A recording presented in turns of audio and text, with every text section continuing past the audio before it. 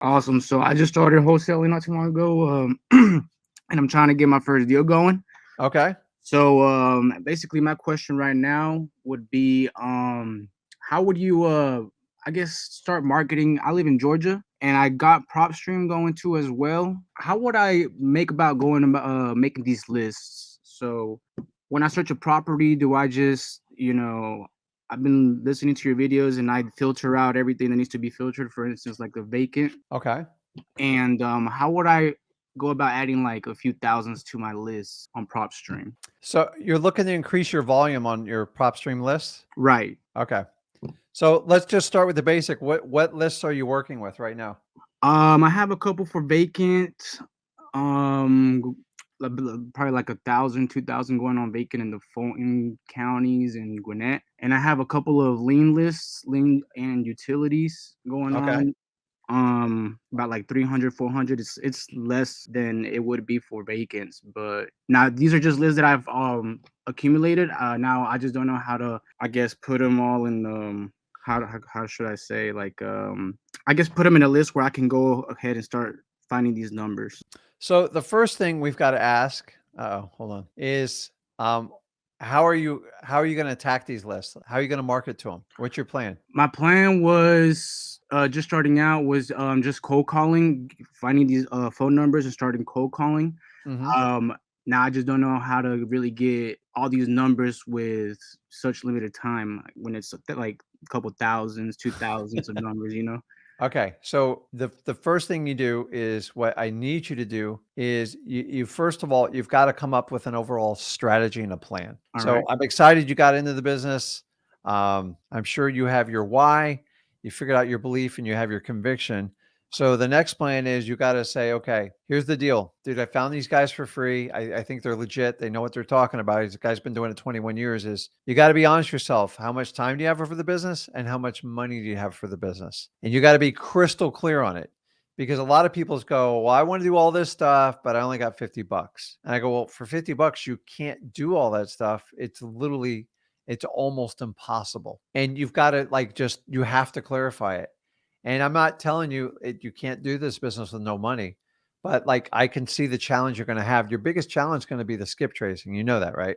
Right. So so do you know what an average skip trace costs you per lead?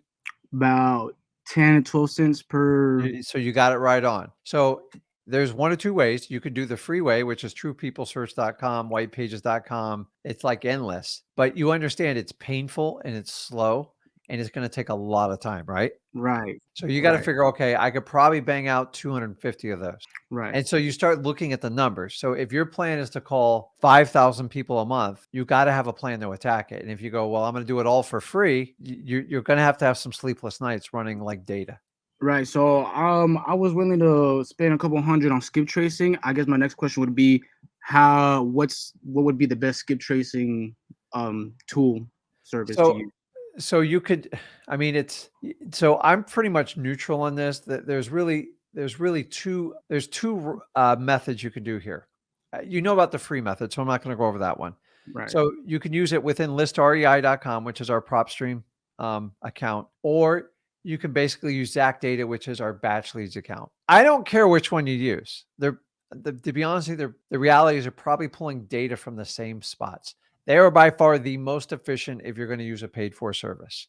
Okay. And 10 to 12 cents. So now you got to come up with a budget and a plan. And if you know what you're going to spend, it doesn't hurt you as much. If you had no idea you're going to spend $500 to do this, you're like, I can't afford to do that, dude. I can barely even like pay my rent type of deal. So if you can get help getting these skip trace numbers, the question is, how much volume do you plan on doing? I get people all the time. I had a guy on the other day, he goes, well, a guru taught me I got to do 35,000 pieces of mail a month, like data. I go, do you know how much that cost? He goes, yeah, I only got $300 to spend a month. I go, I don't even have to run the math. You're dead. It's not going to work. You're going to go broke. And so what I would do is just a simple spreadsheet and do the math and lay it out, because you got to, number one, make sure you can pull those numbers without going broke and go, okay, I'll do 10% of myself. The other 90% I'm going to do this way. Okay. Yeah. And then just figure out the numbers. Then you got to figure out how I'm going to cold call them and how many cold calls can I make in an hour, and how much time do I have to dedicate this, and see if you're going to do that. So many people go, I want to make 10,000 cold calls. I'm like, how are you going to skip trace them? And how is your average day going to look? How many calls are you going to go through? And I go, are you using a dialer than that? And they're like, well, what's a dialer? I'm like, boy, this is going to be a long road for you. So listen, you can do everything from a cell phone and rip through it. I've done it.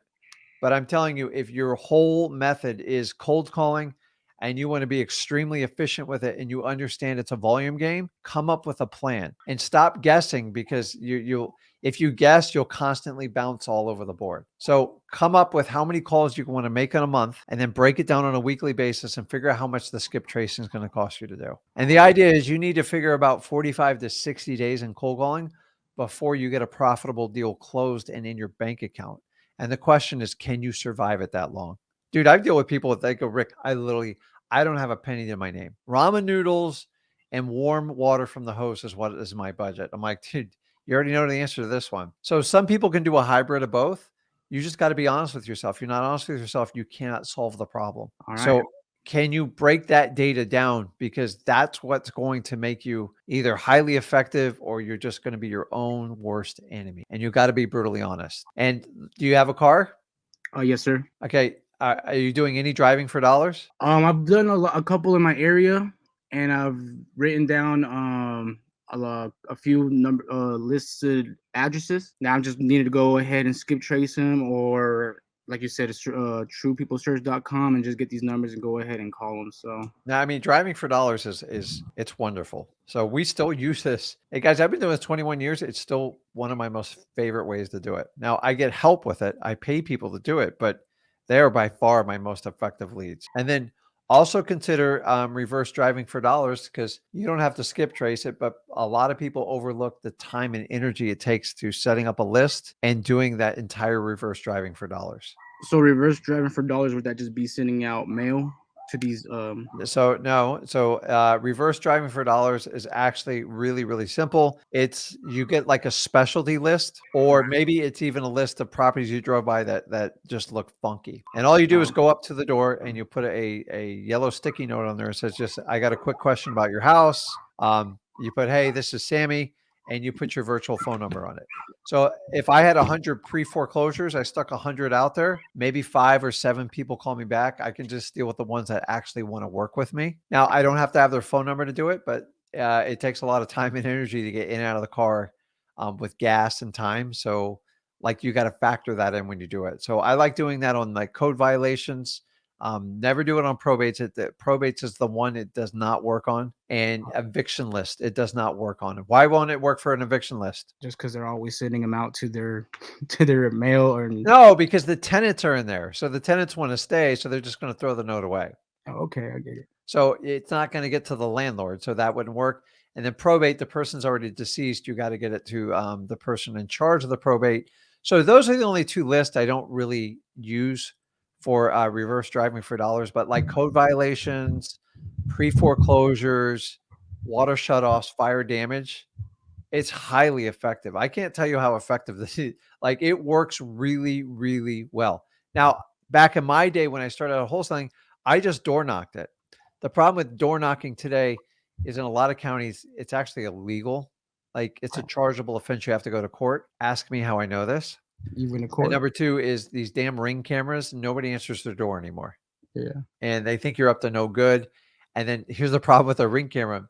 Even sticking a yellow note, I've seen people put up like your Ring takes pictures and they're like, hey, do you know who this guy is? I think he was trying to rob my house. It's crazy what people are doing these days. So you got to be very, very non-threatening when you go to someone's door. And people always say, Rick, what do I do if I'm sticking a note on the door and like they open the door and ask me what I'm doing? I go, oh, it's really simple. You want to avoid the confrontation at all costs and go, listen, I'm just sticking a note on the door. My boss, I think they buy houses in the area. Just call the number if you have any questions. Now, if they're nasty to me, I go, dude, I'm just a messenger. If they want to talk to me about selling the house, I go, yeah, it's me, my partner that do it. I'm just the guy who has to drive around and do it today. You want to talk? And that's simply how I do it. It just gives you an out if people want to be confrontational. Unfortunately, you're in a society where people, they can be violent, they can be rude and aggressive, and life's too short to deal with people like that. So I just want an out as fast as possible. So I started out not cold calling, door knocking, and I was scared to death to do it, but I got to tell you, I made a lot of money doing it. So I did pre foreclosures and I door knocked, and my speech was terrible. The way my presentation was terrible, but I still got deals, and I didn't know what I was doing. And I was in my early 30s when I did that. And sometimes you just got to go out and attack the list. So if you can come up with a method to attack your list, it's going to take a lot of the anxiety out of it. If you're just going to wing it the whole time, one day you're going to like skip trace yourself, and then one day you're going to melt down and you're going to send out like 200. Yeah. So maybe you need to pulse out your skip tracing, and do 500 a week or whatever, and just break down the numbers and see what it's going to cost you. All right, that sounds good. I appreciate the tip, Rick. Okay, man, you got it, dude. Just listen, guys, whenever you're going to start wholesaling, I don't care if you're doing this on like a $0 budget, you have to have a plan. Because if you don't have a plan, you're not going to stick to it. The minute you have a roadblock, you're going to stop doing it. So plan it out. Some people are like, oh, I got 5,000 to spend a month. I'm like, you better really plan it out. And for those of you who think, well, listen, I have enough money. I hired a guru. He told me to spend a couple thousand every month on marketing. Honestly, you're at most risk because you think you're going to pay money and people are just going to like fill your inbox. It's not. I will be honest with you. If you can figure out how to do deals on little to no budget, imagine if I gave you $5,000 a month, you would destroy it. Now, on the other foot, if I give someone $5,000 a month that has no experience, but they have some financials, they think wholesaling is always going to be super simple. They're always disappointed. And they have the highest failure rate in this business. So keep that in mind. It's never about who has the most money. It's who has the most polished, whoever has a plan and whoever executes the best, period. I had no money when I started this business, just about broke, and I did it. And then, so why does a guy come in and goes, I'll spend 10,000 a month, and like they don't make it? It's not about money. It's about people's will to execute. So keep it in mind. Okay.